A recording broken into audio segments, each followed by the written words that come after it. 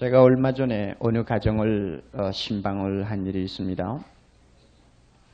그 가정은 참 생각밖에 몹시 어려움을 당하고 또 한동안 많은 진통 속에서 그래도 은혜로 잘 견디어 나오던 가정인데, 제가 그날 방문을 해가지고 부인 되시는 분하고 마주 앉아서 찹찹한 심정을 가지고 이제 우리가 예배를 드리게 되었습니다. 하나님께서 그날 이상하게 저에게 이 시편 94편을 생각나게 만들어서 이 말씀을 제가 선택을 했습니다. 그리고 그 자매님과 함께 17절부터 19절을 읽었습니다. 읽고 참 그 자매님을 가만히 제가 옆에서 쳐다보면서 이 말씀이 얼마나 진리인가 하는 것을 다시 한번 느끼게 되었습니다. 분명히 그 자매님의 입장에서 볼 때, 그 가정의 입장에서 볼 때는 그 가정은 발이 미끄러진 가정이었습니다. 우리가 18절 보면 여호와여 나의 발이 미끄러진다 말할 때에 하는 말이 나오죠. 내 발이 미끄러진, 그러니까 한번 미끄러져서 넘어진 가정입니다. 이걸 리빙 바이블에 보면은 그 새로 번역된 풀어쓰기 한 영어 성경을 보면 이 내가 내 발이 미끄러진다 말할 때에 하는 말을 어떻게 번역했는가 하면 주여 내가 지금 미끄러집니다 하고 비명을 지를 때에 하는 아주 우리에게 강하게 인상을 줄 수 있는 표현으로 말을 하고 있습니다. 꼭 같은 의미예요. 내가 미끄러진다고 말할 때에, 아니면 주여 내가 지금 미끄러집니다 하고 비명을 지를 때에, 참 그 자매님이나 그 가정을 제가 가만히 볼 때, 야, 이 가정은 정말 인생의 고달픈 삶을 살다가 미끄러진 가정이구나. 그러니 19절에 나오는 대로 마음의 생각이 얼마나 많을까. 얼마나 많은 생각들이 이 가정의 식구들의 마음을 사로잡고 얼마나 많은 생각들이 그 마음에서 오고 갔을까 하는 것을 제가 이 말씀을 가지고 소개하면서 묵묵히 생각을 해보았습니다. 이 시편 94편은 원래 너무나 이 세상에 모순이 많기 때문에 부르짖는 일종의 의인의 고통이요 기도입니다. 우리가 1절 2절을 보아도 아는 바와 같이 주여 언제까지 악한 자들이 이렇게 개가를 부르도록 내버려 둡니까? 언제까지 오만하며 죄를 범하는 자들이 자긍하면서 하나님이 어디 있느냐고 소리치게 만들 것입니까? 언제까지 불의를 행하는 자가 치부하고 언제까지 불의를 행하는 자가 장수하는 이런 모순된 세상을 남겨놓을 것입니까? 이 의인이 이 모순된 세상을 보고 고통하는 과정에서 나오는 말씀인데요. 오늘 우리 교회 안에서도 보면 선하게 살려고 노력하는 사람들이 본의 아니게 피해를 입고 쓰러지는 것을 보게 되고, 양심적으로 살려고 하는 사람들이 본의 아니게 많은 해를 입고 손해를 입고 고통당하는 것을 제가 봅니다. 인생의 길은 마치 빙판과 같아요. 사랑이 식어버리고 아첨하는 입술과 두 마음으로 말하는 사람들이 득실거리는 세상이라 꼭 빙판 위로 걸어가는 것 같아요. 언제 내가 아무리 조심해도 넘어질지도 모르는 불안을 안고 있는 것이 우리 인생길 아닙니까? 그런데 어떤 때는요, 18절에 있는 말씀대로 주여 내가 미끄러집니다 하고 막 위기를 당해서 소리를 치면 하나님이 미끄러지지 않도록 나를 강하게 붙들어 줄 때도 있어요. 어러미를 자녀와 함께 걸어가던 아빠가 애가 비틀하고 휘청하고 넘어지기 전에 꽉 붙들어서 바로잡아 주는 것처럼 하나님의 자녀가 이 세상 인생길을 걸어가다가 자기도 모르는 사이 휘청하고 위기를 당할 때 하나님이 강하신 오른손으로 붙들어 줄 때가 있습니다. 그래서 그의 인자로 그를 붙드셨다고 그랬죠. 그의 인자로 붙드셨다, 이럴 때가 있어요. 그러나 어떤 때는 넘어진다고 소리를 쳐도 붙들어 주지 않고 그냥 넘어지게 내버려 둘 때가 있어요. 하나님께서. 우리가 많이 경험을 합니다. 왜 저렇게 믿음으로 살려는 형제에게 이렇게 어려움이 왔을까? 왜 저렇게 하나님 앞에 참 뜨거움을 가지고 신앙생활을 잘하는 형제에게 이와 같은 실수가 일어났을까? 하고 제가 신방을 하다가 보면 안타까워질 때가 있는데, 그것은 하나님이 우리가 전혀 꿰뚫러 볼 수 없는 깊은 심오한 어떤 뜻을 가지고 넘어지도록 내버려 두었기 때문에 한번 강하게 미끄러진 것입니다. 지혜로운 아버지는 자녀를 끝까지 붙들어만 주려고 하지 않습니다. 또 지혜로운 아버지는 자녀가 미끄러워서 못 가겠다고 칭얼대고 우니까 삽을 들고 와서 길바닥에 있는 모든 얼음을 전부 다 걷어주지는 않습니다. 오히려 어떻게 합니까? 미끄러져도 좋으니 한번 건너가라. 이것이 지혜로운 아버지가 자녀를 교육하는 방법 중에 하나입니다. 하나님도 가끔 자기 자녀에게 미끄러진다고 소리를 치는데도 드른둥만둥 하시고 그대로 내버려 둘 때가 있습니다. 그래서 쓰러집니다. 아마 제가 만났던 그 가정은 그런 가정이 아니었나 생각합니다. 그래서 19절이 나오죠. 내 속에 생각이 많을 때에 하는 말이 나옵니다. 참 묘한 말씀이에요. 언제 생각이 많을까요? 넘어진 다음에 생각이 많아요. 어디 다 경험하고 있지 않습니까? 나쁜 사람에게 쏘가서 내 재산을 손해보고 나서 생각이 많아요. 건강하다고 자부심을 가지고 인생을 자신만만하게 살던 사람이 생각 밖의 건강에 무서운 위기를 당한 다음에 병상에 누우면 생각할 때가 많아요. 많은 생각이 내 마음을 사로잡습니다. 언제나 편안하다고 생각하고 남이 부러워할 정도로 행복한 가정을 가졌던 사람에게 가정의 생각밖에 어두운 구름이 덮으면 드디어 생각하는 것이 많아집니다. 생각이 많아요. 그래서 마음의 생각이 이렇게 많이 쌓이기 시작하면 잠 못 이루는 밤들이 연속될 때가 많이 있습니다. 우리 다 경험하는 바와 같이 많은 생각들을 안고 이리 뒤척 저리 뒤척 하다가 보면 3시가 되고 4시가 되고 5시가 됩니다. 세계에서 참 제일 잘 산다고 하는 미국 사람들 통계를 보아도 수면제 종류가 200종이 넘는다고 합니다. 200종. 그러면 왜 그렇게 수면제 종류가 많아요? 잠 못 자는 사람이 하도 많으니 한 가지 약을 써가지고는 얼마 동안 듣다가는 그 다음에 안 들어. 또 새 것을 개발하고 새 것을 개발하다 보니까 200종이 넘는다 그 말이에요. 게다가 그 200종이나 되는 수면제를 1년 동안 사먹는 양이 얼마냐? 80만 파운드라고 그랬고 돈으로 따지면 5억 불이라고 그랬어요. 5억 불. 제가 볼 때 세계에서 가장 잠을 자지 못하는 국민을 꽂으라고 하면 아마 미국 국민을 꽂을 수가 있을 것입니다. 왜 인간적인 입장에서 볼 때 잘 사는 것 같이 보이는 그들에게 그렇게 잠이 없는 밤이 많습니까? 인간은 그런 것입니다.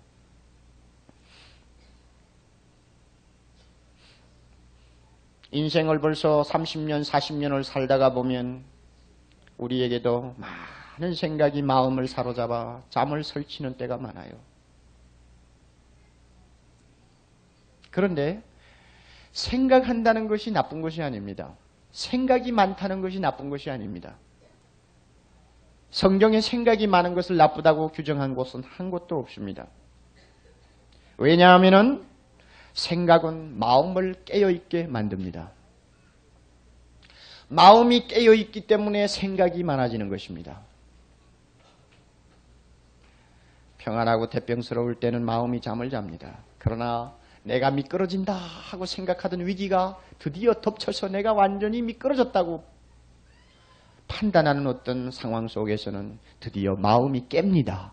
그래서 생각을 많이 하게 됩니다.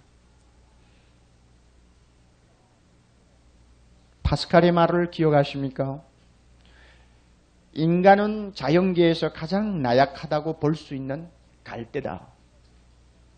그러나 생각하는 갈대다. 인간의 모든 존엄성은 바로 생각한다는 데 있다고 그는 규정했습니다. 생각하는 것은 인간의 특권입니다. 생각이 많은 것이 나쁜 것이 아니죠. 생각한다는 것은 바람직한 일이죠. 현대인들의 병은 생각할 수 있는 여유와 생각할 수 있는 자유를 빼앗겨버린 마른 갈대가 되어버렸다는데 인간의 현대인의 비극이 있고 고통이 있습니다. 정신적으로 영적으로 생각하지 않는 사람들에게 위기가 찾아왔습니다.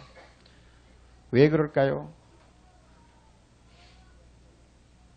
제가 연세대학교에서 일하고 계시는 교수 한 분, 우리 교회 집사님입니다만 교수를 만나서 이 이야기 저 이야기 하는 중에 그는 정보에 관한 것을 전공한 박사입니다. 그런데 여러 가지 이야기를 하는데 목사님 요즘에는 정보공해 시대예요. 그래요. 정보공해 시대.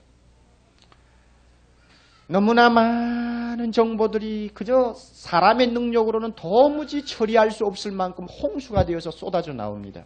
많은 매스컴의 자료들, 많은 월간지의 자료들, 많은 책들의 자료들, 온 세계가 그저 한 덩어리가 되어가지고 우리가 도무지 감당할 수 없는 그런 정보들이 쏟아져 나오니까 사람들이 드디어 생각할 틈을 잃어버렸어요. 듣는데 바쁘고 보는데 바쁩니다. 느끼는데 바쁩니다. 그러다가 보니까 자기 자신을 되찾아서 깊이 생각하는 일에 자유를 잃어버렸어요. 그래서 정보공해로 인해서 현대인은 위기를 당합니다. 그러므로 생각한다는 것은 중요한 것입니다. 내 속에 생각이 많을 때 참 중요한 것입니다. 비록 그것이 내가 미끄러져서 위기를 당한 다음에 오는 일이라고 할지라도 그것은 중요한 것입니다. 하나님께서 내 영혼을 즐겁게 하는 위안을 언제 주신다고 했어요? 19절에. 내 마음을 즐겁게 하는 놀라운 위안으로 나를 기쁘게 해주시는 때가 언제라고 그랬어요? 생각이 많을 때라고 그랬죠. 생각이 많을 때.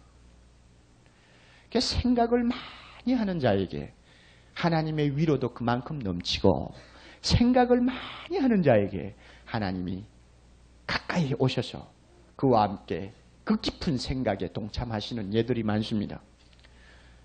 그러나 모든 생각이 다 건전한 것이 아닙니다. 특별히 내 발이 미끄러져서 위기를 당한 다음에 오는 생각은 잘못하면 병든 생각이 되기 쉽습니다. 많은 잡념들, 많은 공상들, 많은 원한과 많은 공포와 불안 같은 것이 엉켜가지고 드디어 번뇌를 일으키고 그 번뇌가 연속이 되면 병을 일으키고 이렇게 해서 건전하지 못한 생각은 사람을 병들게 만들어버립니다.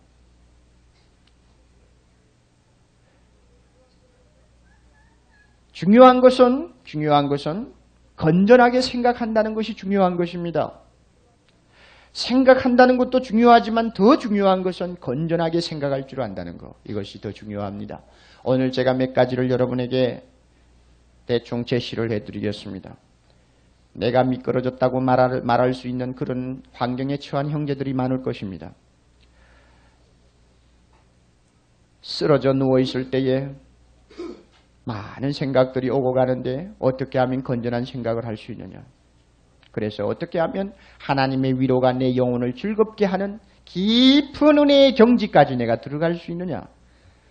이것은 중요한 것입니다. 우선 먼저 중요하게 생각해야 될 문제는 사람이 바로 되어야 건전한 생각을 합니다.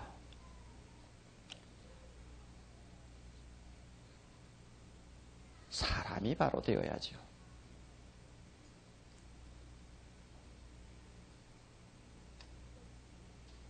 아무리 생각이 중요해도 사람이 바로 되어야죠.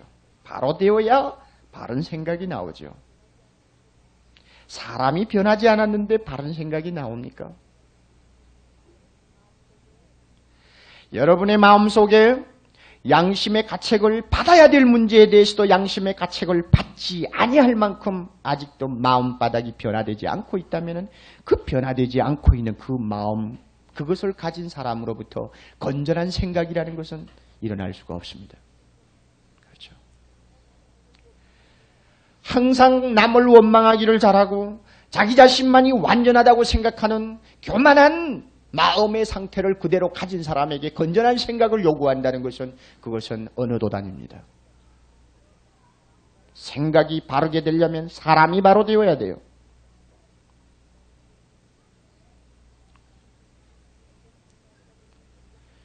현대 심리학자들이 무조건 생각을 긍정적으로 적극적으로 하면 사람도 바뀌고 생활도 바뀐다고 강조하지만 그것은 일종의 기만입니다. 약간의 약초는 있을지 모르지만 근본적인 치료는 안 됩니다. 하나님은 이렇게 말씀합니다. 내가 중생받아야만이 생각도 중생받는다. 내가 중생받아야만이 바른 생각한다. 이것이 하나님의 법칙입니다. 그러므로 마음바닥이 바로 되어 있지 아니하는 자는 예수 그리스도 앞에서 완전히 그 마음바닥이 고침받아야 됩니다. 더러웠던 생각이 나오는 마음바닥을 거룩한 마음으로 고쳐야 됩니다. 양심도 없고 법도 없고 질서도 없고 자기 욕심 자기 유익을 위해서는 수단 방법 가리지 아니하던 사람이 그 마음 그 인간 그대로 가지고 건전한 생각을 할 수 있나요? 못해요. 하나님 앞에 모든 자기의 악을 전부 다 내어놓고 회개한 다음 하나님이 주시는 부드러운 마음 깨끗한 마음을 가진 다음에 비로소 생각이 건전해지는 것입니다. 만약에 저 미국에 잠을 자지 못하는 수천만의 사람들, 그 사람들이 예수를 믿고 예수 그리스도를 통하여 그 사람이 근본적으로 바로 바뀌어 새 사람만 되었다고 한다면 잠을 자기 위하여 1년 동안 투자하는 옥불이라고 하는 그 돈을 전략할 수 있었을 것이고 그 돈을 1불만 있으면 기아 상태에서 구제를 받을 수 있는 위기에 처한 저 아프리카에다 투자를 했더라면 5억 명의 어린이들이 다시 살아날 수 있었을 것입니다. 왜 많은 사람들이 수면제를 먹고 살아야 합니까? 사람이 바뀌지 않았기 때문에 그래요. 여러분, 기독교는 사람을 바꾸는 종교입니다. 사람을 바꿉니다.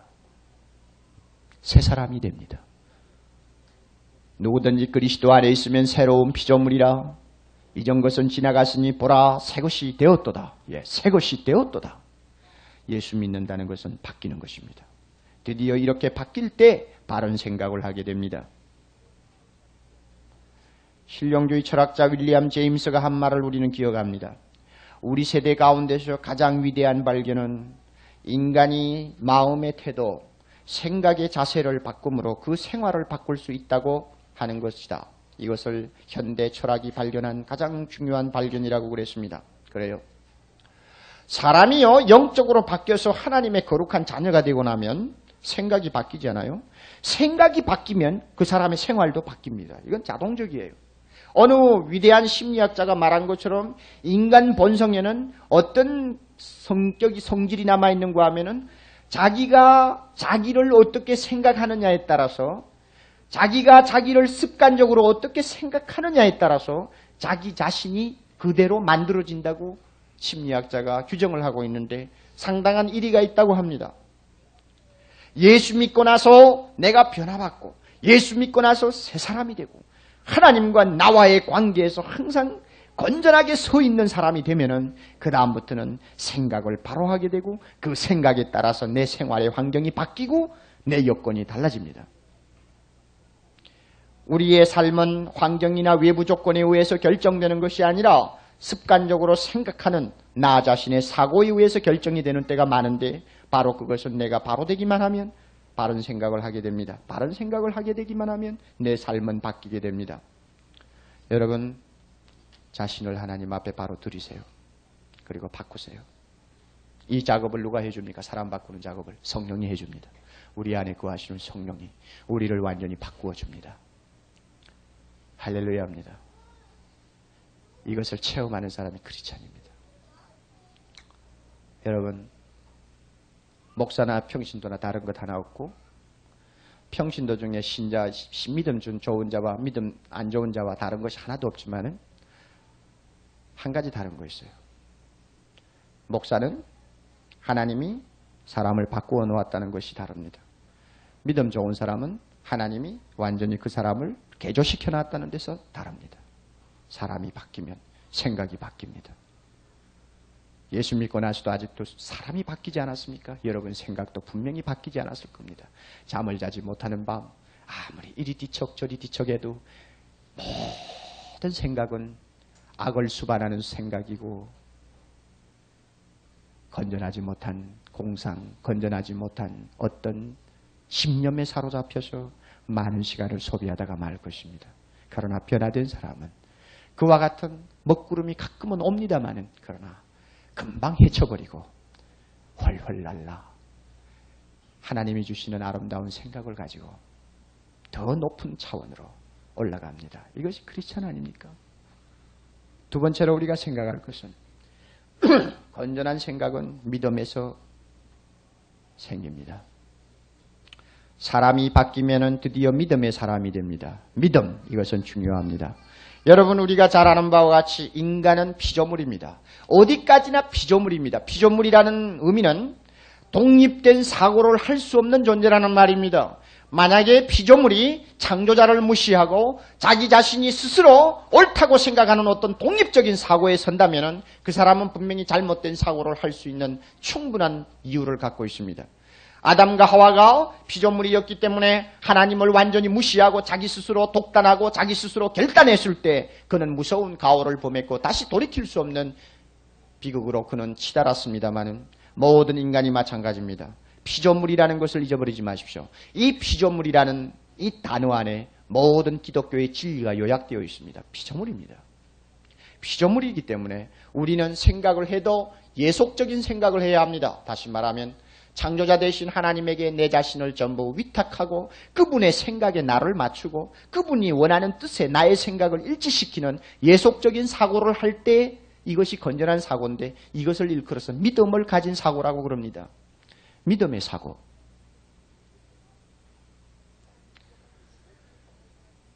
이 믿음을 어디에서 발견할 수 있습니까? 하나님의 말씀을 통해서 발견할 수 있습니다. 하나님의 말씀은 믿음 없는 자를 믿음 있는 자로 만드는 놀라운 능력을 가진 것입니다. 하나님의 말씀 앞에는 믿음이 없어서 날마다 방황하는 사람으로 하여금 믿음의 닻을 힘있게 내리도록 만드는 큰 능력을 가진 말씀이 이 말씀이 아닙니까? 하나님의 말씀은 우리에게 믿음을 줍니다. 그러므로 그 믿음을 가지면 생각도 건전하게 하게 됩니다. 제가 언젠가 빈센트 피일 박사의 책에서 어떤 예화를 하나 기억하고 있어요. 그 목사님이 어떤 회사를 방문했는데 그 회사는 굉장히 급성장하고 있는 참 번창하는 회사였다고 합니다. 그 회사 사장의 초대를 받아가지고 지금 그 회사를 견학하고 이제 사장실로 들어옵니다.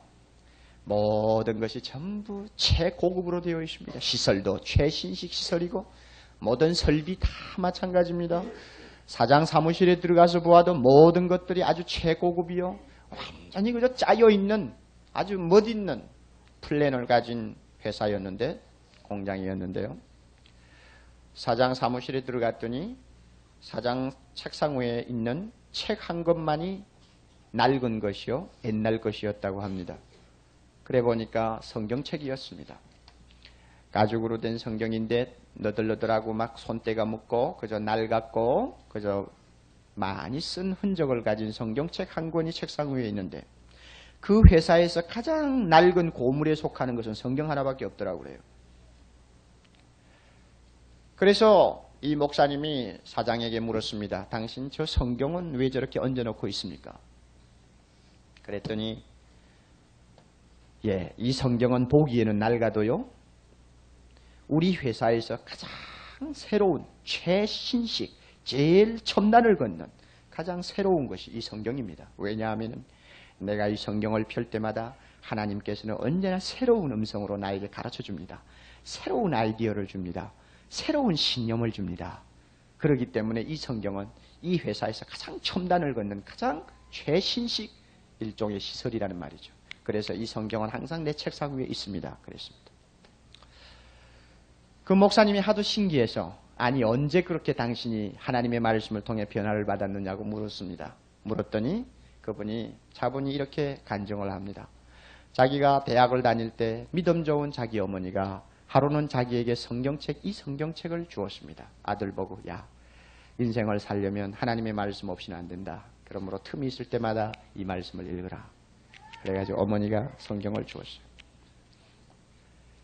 어머니의 마음에 섭섭함을 드리지 않기 위해서 그 아들은 성경을 감사하다고 받았습니다마는 마음으로 생각하기로는 어머니는 구식 사람이야.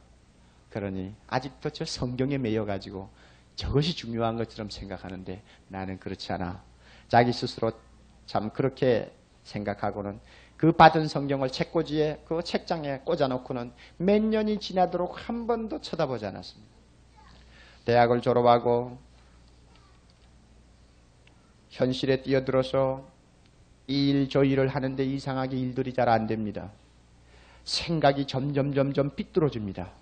순진하던 생각도 없어지고 건전하게 사고하던 생각도 점점 병이 들어가지고 모든 것은 나중에 이제 독단이 되어버립니다. 나만이 옳다고 생각하고 내가 판단하는 것만이 믿을 수 있다고 생각하고 다른 사람의 생각은 도무지 받아들일 여유를 갖지 못하는 이상한 사람으로 변해버렸습니다.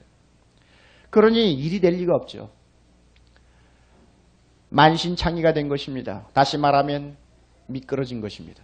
미끄러져서 넘어졌어요. 시리에 빠져가지고 하루는 자기 서재에서 이 책 저 책을 뒤적이고 있는데 갑자기 먼지가 까맣게 묻은 성경책이 눈에 띄었습니다. 그래서 어머니가 주신 성경책이라고 하는 것을 기억하고는 성경을 빼서 한번 뒤적여 보았습니다. 그런데 그날따라 이상하게 시편 27편 1절 3절이 눈에 들어왔습니다. 참 이상하죠. 성경은 참 어떤 데는 이상해요. 저는 이 성경을 이렇게 뽑아가지고 적당히 그냥 이렇게 펴서 읽는 거 참 싫어하거든요. 많은 사람들이 그러기를 잘하거든요.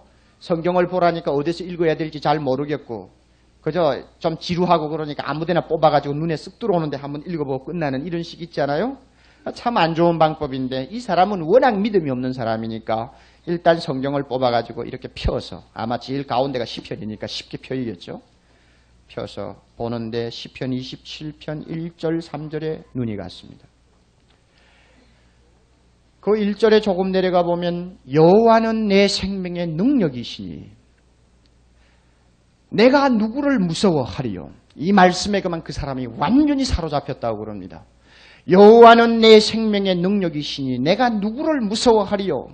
드디어 나 인생의 주인이 하나님이라는 것을 발견하게 되었고 내 생명의 원천이 하나님이라는 것을 발견하게 되고는 그 사람의 간증에 의하면 그 구절을 보는 순간 그 사람은 완전히 그 말씀에 붙들렸고 자기도 모르는 사이에 내적으로 완전히 변화를 맛보았다고 합니다. 변화가 일어났어요. 사람이 변해버렸어요. 사람이 변해버리니까 드디어 지금까지 자기가 하던 생각들, 생각의 스타일, 그 다음에 대인관계의 스타일, 이 모든 것들이 잘못되었다는 것을 비로소 발견하게 되고 그 다음부터 하나님의 말씀을 열심히 읽음에 따라서 믿음의 사람이 되고 믿음의 사람이 됨으로 따라서 모든 생각의 방법이 달라지게 되었습니다. 그래서 이 사람이 변화받고 이제는 믿음을 가지고 바로 생각하는 자세를 확립한 다음에 시작한 사업이 지금 목사님이 방문한 사업인데 그렇게 하나님이 축복하셔서 번창하는 사업이 되었다고 합니다. 여러분, 하나님의 말씀 앞에 오세요. 그러면 믿음의 사람이 됩니다. 진리를 알지니 진리가 너희를 자유케 하리라. 하나님의 말씀 앞에서 진리를 배우면요, 지금까지 내가 매여서 꼼짝 못하던 더러운 생각에서 나는 해방되어 자유를 얻게 되고 지금까지 건전하게 사고하지 못하던 모든 나 집념에서 나는 완전히 해방되어 하나님이 주시는 귀하고 건전한 사고를 할 수 있는 사람으로 바뀝니다. 믿음의 사람. 여러분, 하나님을 모시고 인생을 삽니까? 믿음의 사람입니다. 하나님 없이 내 혼자 산다고 생각합니까? 불신앙의 사고입니다. 그러면 누가 더 건전한 사고를 하는 자냐? 창조자 대신 하나님을 나의 생의 중요한 위치에 모시고 사는 사람, 이 사람이 건전한 사고를 할 수 있습니다. 왜? 피조물이기 때문에. 왜? 피조물이기 때문에.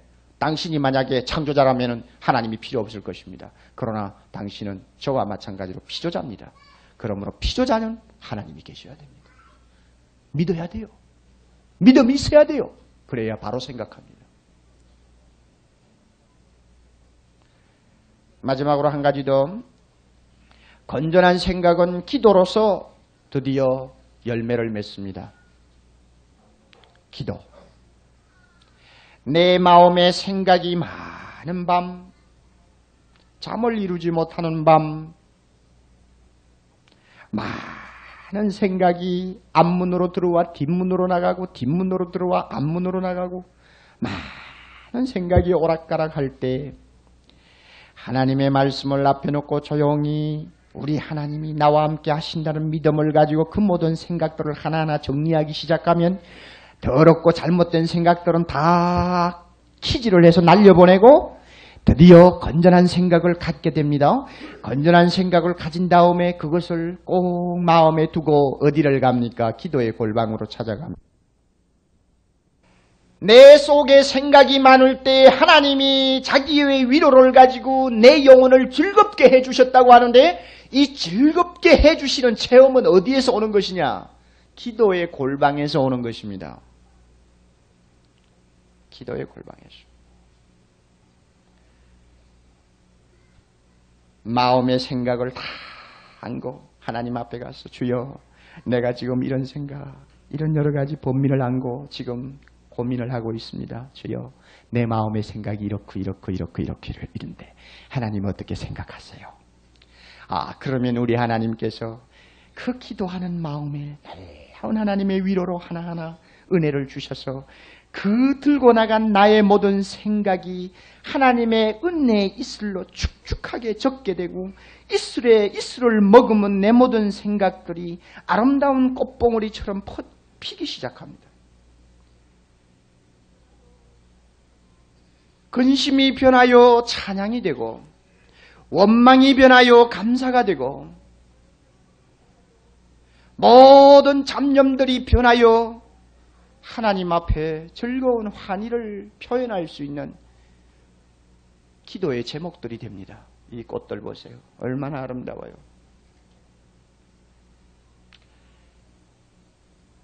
한박 핀 백합화, 튤립, 그 다음에 보라색의 난초 맞나요? 예? 예? 난난? 양난. 예. 다시 할게요. 아름답게 입을 벌린 하얀 백합화, 멋있는 튤립, 그 다음에 보라색의 양난,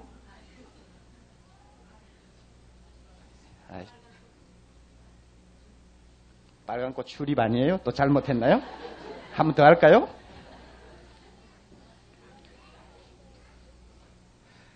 얼마나 아름다워요. 얼마나 멋있어요. 많은 생각들 다 믿음으로 말씀으로 추려버리고 건전한 생각만 안고 그 다음에 기도의 골방에 들어가서 그 모든 생각을 하나님 앞에 하나하나 아뢰기 시작하면 이슬을 머금 거 하나하나 터져요. 아름답게 꽃이 피어요. 여러분 이런 체험 해보셨어요? 오늘 일부 설교 들은 어떤 집사님이 내려가다가 목사님 말씀이 맞아요. 그래. 뭐가요? 그랬더니 오늘 설교 말씀이 맞아요. 그래. 그래서 뭐가 맞느냐고 또 물었더니 하시는 말씀이 그분은 오랜 세월을 가부로서 생활을 하신 분입니다. 목사님 밤 되면 이제 나이도 많아지니까 나 혼자서 울 때가 많아요.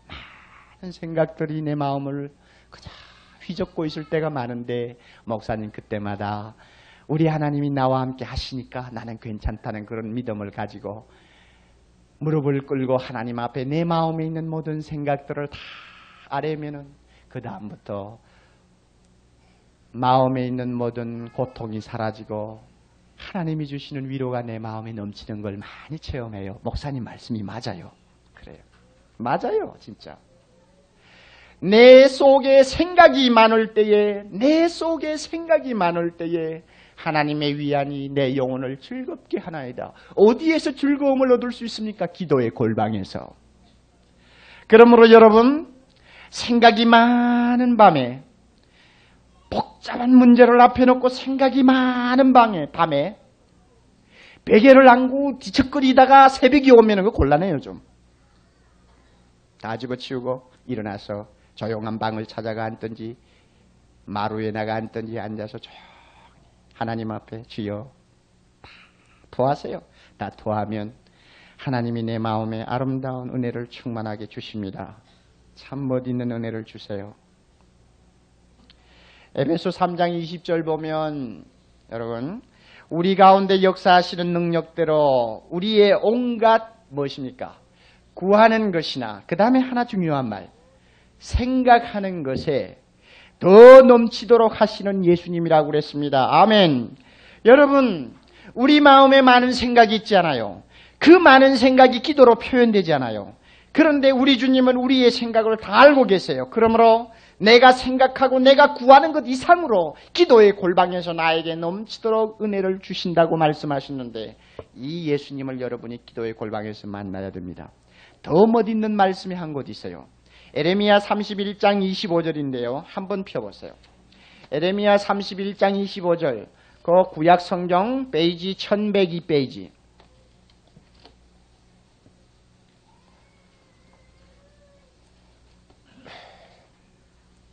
1102페이지 31장 아래쪽에 25절을 봅니다. 이는 내가 그 피곤한 심령을 만족해 하며 무릇 슬픈 심령을 상쾌케 하였음이니라 하시기로 내가 깨어보니 내 잠이 달았더라. 내 잠이 달았더라. 아마 이 사람은, 에레미야는 분명히 잠자리에 누워서 많은 슬픔과 고통스러운 생각에 사로잡혀 눈물을 흘리며 괴로워하던 밤이었던 것 같습니다.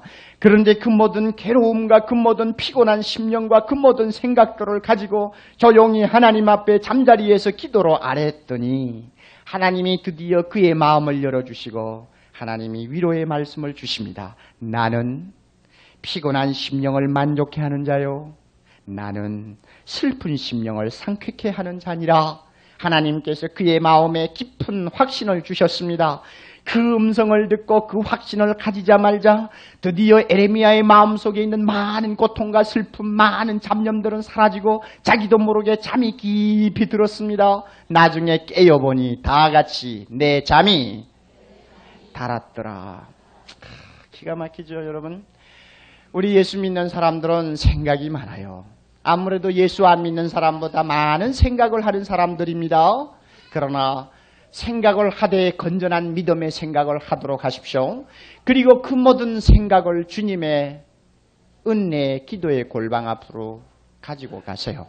그리고 내 모든 마음을 그분에게 다 토하면 내 슬픈 마음 위로해 주시고 피곤한 내 심령을 상쾌케 해 주시고 나에게 놀라운 기쁨을 주십니다. 그날 밤은 유달리 내 잠이 달았더라. 내 잠이 달았더라. 여러분에게 이 아름다운 은혜가 있기를 주님의 이름으로 축원합니다. 아멘. 네, 다 같이 기도하십시다. 하나님 아버지,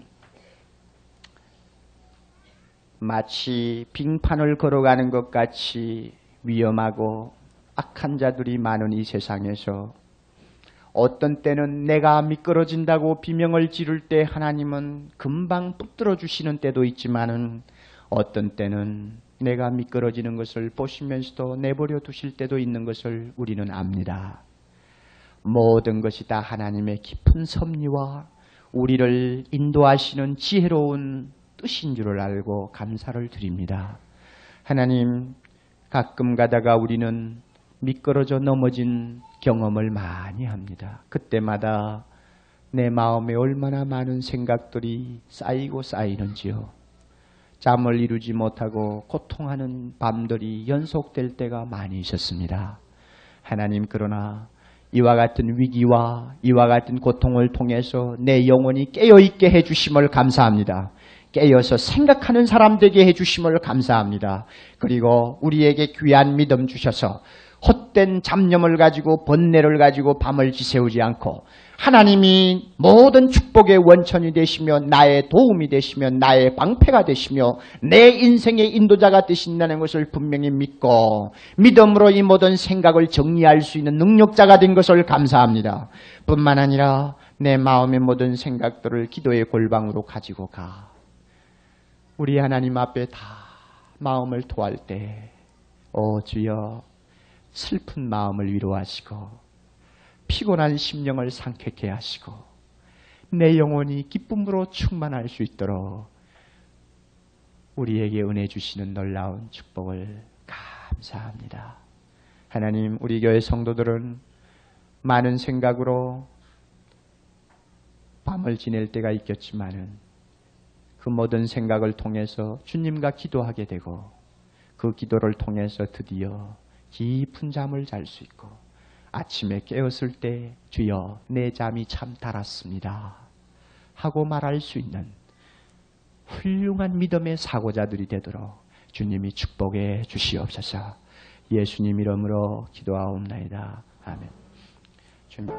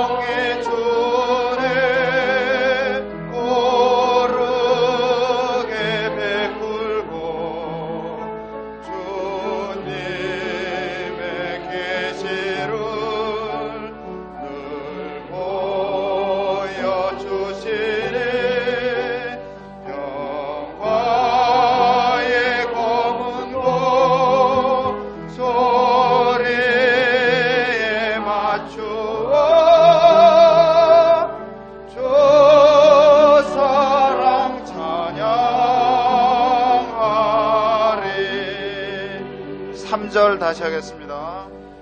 이 땅의 주님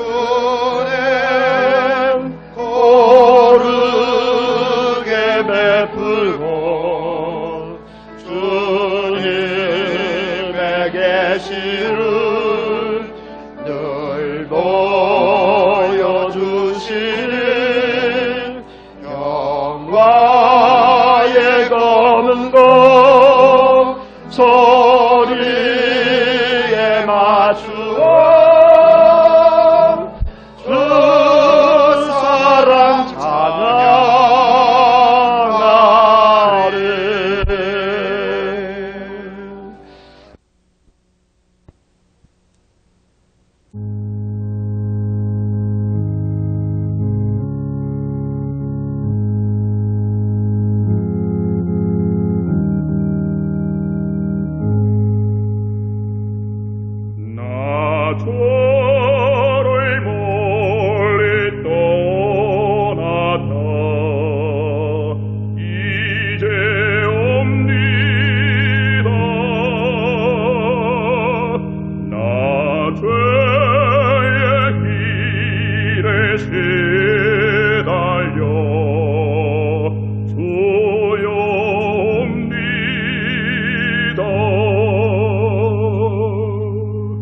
나 이제 왔으니 내 집을 찾아 주여 나를 받으사 맞아 주소서.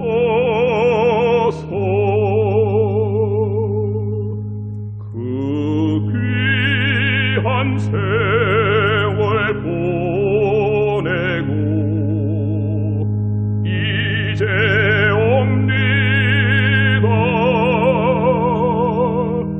날이 우치는 눈물로 주여 옵니다. 나 이제 왔으니 내 집을 찾아 주여 나를 받으사 맞아 주소서.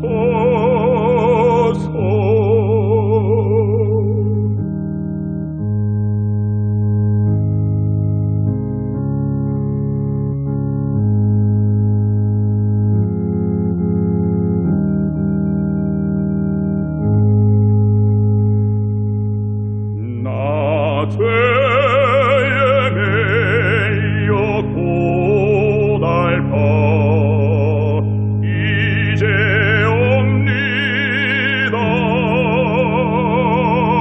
주 거신 사랑 받고자 주여 옵니다. 나 이제 왔으니 내 집을 찾아 주여 나를 받으사 맞아 주소서. 이 병든 마음을 고치려 이제 옵니다. 큰 힘과 소망 하라고 주여 옵니다. 나 이제 왔으니 내 집을 찾아 주여 나를 받으사 맞아 주소서.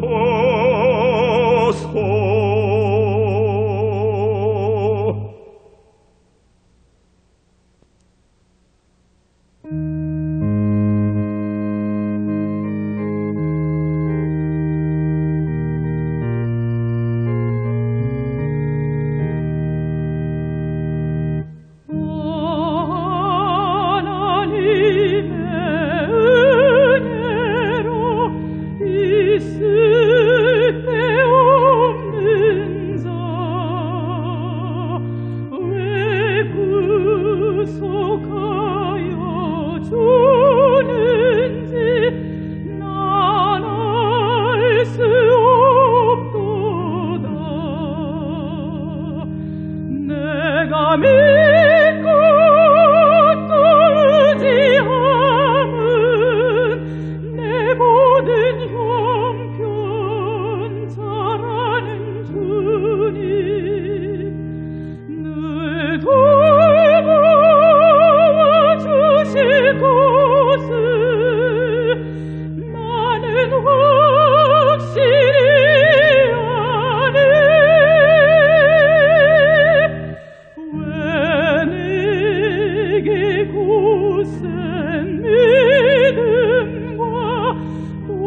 복음 주셔서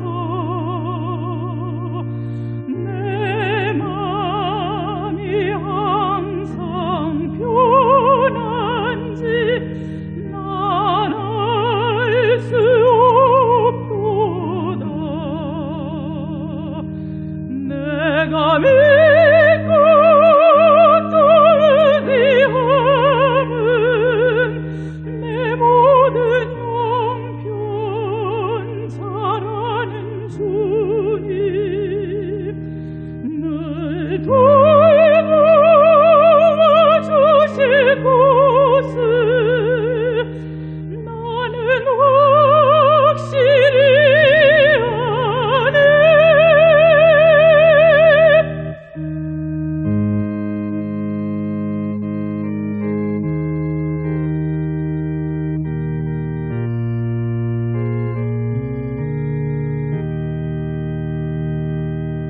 왜 내게 성령 주셔서 내 맘을 감동해.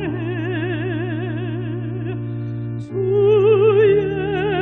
예수 믿게 하는지 난 알 수 없도다. 내가 믿고 또 의지함은 내 모든 형편 잘하는 주님 늘 도와주실 곳을 나는 확실히 아네. 주 언제 강림하실지 혹밤에 혹낮에 또 주님 만날 그곳도 난 알 수 없도다. 내가 믿고 또 의지함은 내 모든 형편 잘하는 주님 늘 도와주실 곳을 나는 확실히 아네.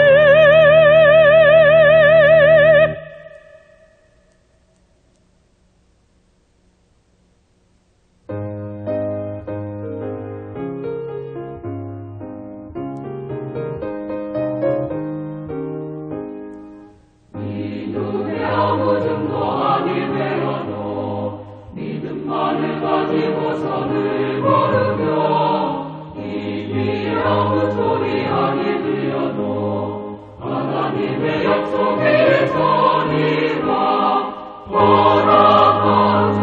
믿음 위에 서서 나가세 나가세 의심 버리고 허락하세. 믿음 위에 서서 눈과 귀에 아무 증거 없어도 이들의 보기에는 어떠하는지 이미 얻은 증거대로 늘 믿으며 이 맘에 의심 없이 살아갈 때에 우리 소원 주 안에서 이루니 허락하세. 믿음 위에 서서 나가세 나가세 의심 버리고 허락하세. 믿음 위에 서서 눈과 귀에 아무 증거 없어도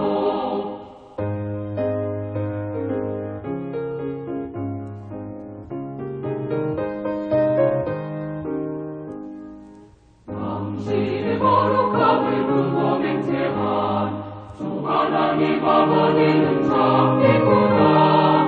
그 귀한 모든 약속 믿는 자의 무슨 일이 있으리